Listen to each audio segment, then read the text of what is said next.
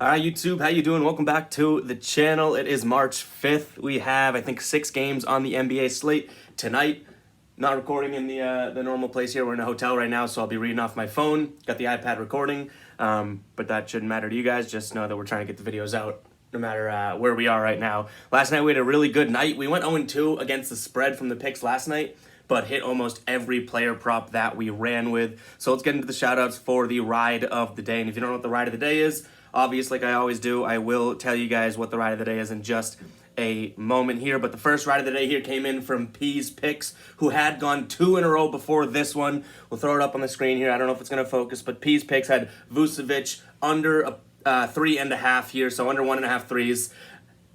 Vucevic finishes with 2 threes made, so it shows that it was a good bet. He didn't go and smash the number, but unfortunately, if we had the soundboard, it's a womp womp for that one. So womp, womp, womp. Soundboard probably does it better than me. The ride of the day that did end up hitting, though, we had, let's see if we got it. We got Ryan here using hashtag ride of the day. Darius Garland over 21 points and James Harden over 25-point parlay. Now, James Harden finished with 25 on that number, but I got 24.5, so we give the win to Ryan there. So there's a parlay that hit. That helped us out big time. So big time ride of the day hit right there. And look at my face in this screenshot, too.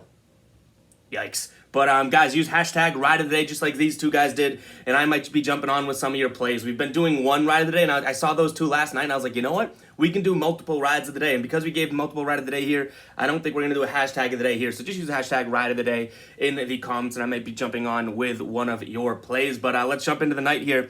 Hit that subscribe button, like the video, and then obviously comment your plays like you do every single night. But we have the Mavericks 7-point favorites over the Kings here at home. This Mavericks team, as we know, has been absolutely red hot. 8-2 in their last 10 straight up, 9-1 against the spread, 4-1 at home in their last 5 against the spread here.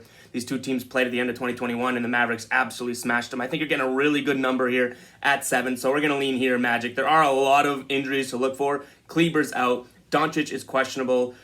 Chris out. Burke questionable. Hardaway, he's been out for a while. Ntilikina's upgraded to probable. Brown questionable. So a lot of Dallas injuries. Obviously, it all rides on Luka. If Luka plays, I think we hammer this Dallas -7 here.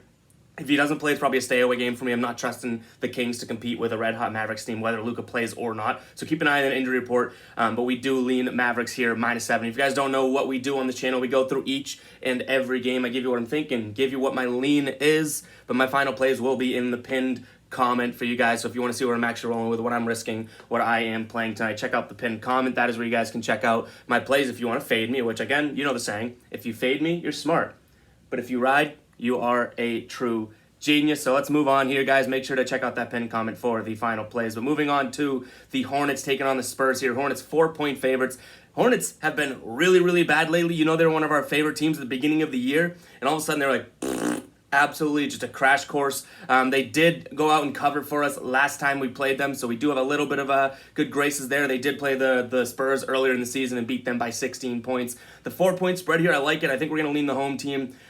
Injuries for this game, nothing too crazy here to note. Nothing notable on the Charlotte side of things. Lonnie Walker is questionable for San Antonio. Romeo Langford's upgraded to probable, and Vassal's questionable there as well. But Charlotte, yeah, gets that win against Cleveland. We were big on that one last game out. Hopefully they can keep that momentum going, and we're going to be leaning Charlotte -4. It's got a strong chance to be a final play there, so keep an eye on the pinned comment. And also, that's where we're throwing in the player props as well. So any player props that I come up with throughout the day, when we get those lines out and whatnot, will be in the final plays there in the pinned comment. But all right, next game, we have the Grizzlies, 16-point favorites over the Magic. That number is so big to me that I'm just not touching it. This Grizzlies team, I like the way they're playing. Ja Morant, they did lose to the Celtics, obviously. No big deal. Celtics whooped them.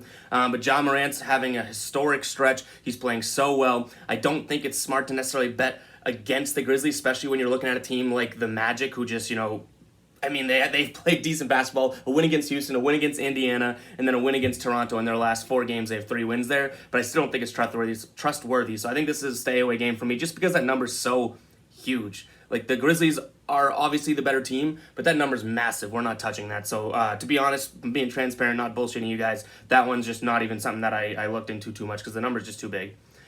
Next up, we have the Heat, 2-point favorites over the Sixers. The Heat, no pun intended, been kind of red hot lately. Their only loss there was to Milwaukee, and it was just a 1-point loss. And they played really well. They had the lead for most of the game and kind of blew it out there. But they're 3-0 against the spread in their last 3 games. The Sixers team is playing very good basketball since the deadline, getting James Harden and everything. It looks like it's working out. They're 8-2 in their last 10 here, and head-to-head here, last time these two teams played was about a month ago, maybe a month and a half ago or so, and Philly took it to an 11-point win. In their last 10, though, Philly is on the road here. They're 4-0 in their last 4 games against the spread, but 6-4 straight up, or 6-4 against the spread overall, and then Miami at home, 1-3 against the spread. So I think, logic says go with Miami. They've been red hot, but I think we're going to go the underdog here, Philly +2. I think it's got a strong chance to be a final play. Miami has not been the home team that we think that they are in their last few games, so we're sticking away from that. I think we're going to lean the opposite side. We're going with an underdog there. Next up, Timberwolves, 14-point favorites over the Trailblazers. This is very similar to the Grizzlies Magic game. It's just not something I'm totally entertaining here. That's a huge number, especially trusting the Timberwolves. I know the Timberwolves have been playing some decent basketball. Shockingly enough, you guys know that I've kind of hated on the Timberwolves, but they have won 3 in a row against some decent teams. OKC last night I wouldn't say is decent, but they smoked them, so they kind of did what they're supposed to do with bad teams. But we're going to be sticking away from this game. These two teams, this is like a psycho game alert, especially with that number. So we're going to be sticking away from that. Let me know in the comments, guys. You can use the psycho alert tag there if you guys do have a play on this game. But I think if someone has a strong stance on this game, you're a crazy one.